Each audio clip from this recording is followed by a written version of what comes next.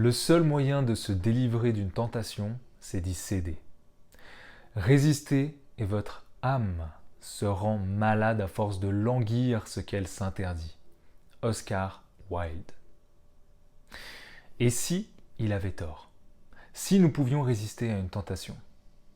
Bonjour à tous et à toutes et bienvenue sur la chaîne Philosophite. Moi, c'est Mike et j'aide mes clients et mes clientes depuis presque 5 ans maintenant à harmoniser l'essentiel pour une meilleure santé.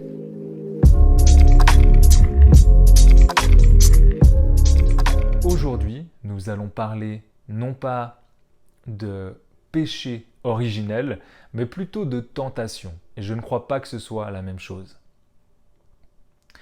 Alors, déjà, avoir une tentation, c'est quoi? Eh bien, avoir une tentation, ça se rapproche en fait d'une envie. Selon le Larousse, c'est ce qui incite à une action en éveillant le désir. Donc, c'est ce qui incite à faire quelque chose, à faire une action, en ayant du désir. Peut-être je me répète un peu. Pardon. Donc, comment pouvons-nous résister aux tentations? Je vais te donner dans cette vidéo 7 conseils qui vont te permettre de mettre toutes les chances de ton côté pour plus avoir de tentations. Ou en tout cas, j'espère les diminuer. Déjà, on parle de tentation alimentaire et donc tu as envie de te jeter sur du gras, du sucré ou du salé. Et toi, tu connais et tu sais normalement quel aliment réveille en toi ce désir, ou même quelle situation réveille en toi ce désir. Donc je crois que le premier conseil que je puisse te donner est de faire avant même d'acheter quoi que ce soit, c'est de préparer une liste de courses.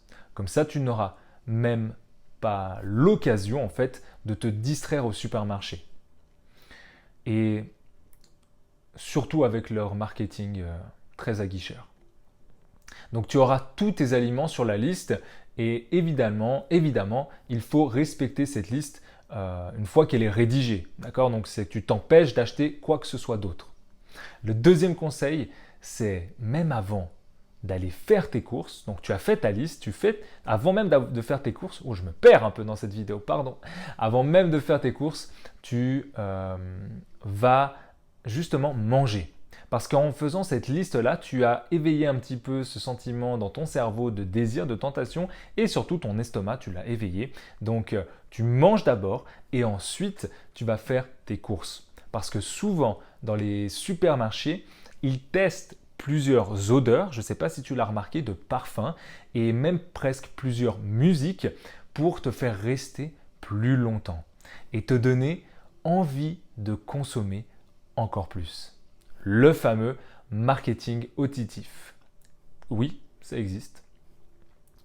Le troisième conseil que je te propose de faire, c'est évidemment de n'avoir aucune tentation chez soi. Bonbons, gâteaux, chips, tout ce que tu désires, tu ne l'achètes pas. Alors j'avoue, c'est une méthode très barbare, mais tellement efficace. Par exemple, moi je me souviens, et je suis fan de chocolat, que le jour où j'ai décidé de perdre du poids, j'ai arrêté d'acheter du chocolat. Alors pendant 2-3 jours, c'est vrai que tu cherches et tu te dis qu'il en reste peut-être encore un bout au fond des tiroirs, mais après, tu oublies assez vite finalement que tu voulais du chocolat en fait. Le quatrième conseil à faire, c'est de ne pas se priver, de manger de tout. Et quand je dis tout, fais bien attention à cette distinction, c'est tout ce que la nature te donne. Pas les Maltesers, pas les Snickers, pas les Bounty, rien à voir. Non, c'est de varier justement ton alimentation le plus possible avec le moins de sucre transformé. Parce que tu connais l'adage, comme moi, le sucre attire le sucre. Le cinquième conseil, et c'est évidemment le plus simple, c'est de t'abonner à la chaîne. Si ce n'est pas déjà fait, tu auras plein de vidéos et de conseils faciles à appliquer qui te donneront justement des résultats rapides et surtout ce qu'on veut ici, c'est d'avoir des résultats durables. Donc vas-y, j'attends. allez, abonne-toi, c'est juste en dessous, c'est gratuit.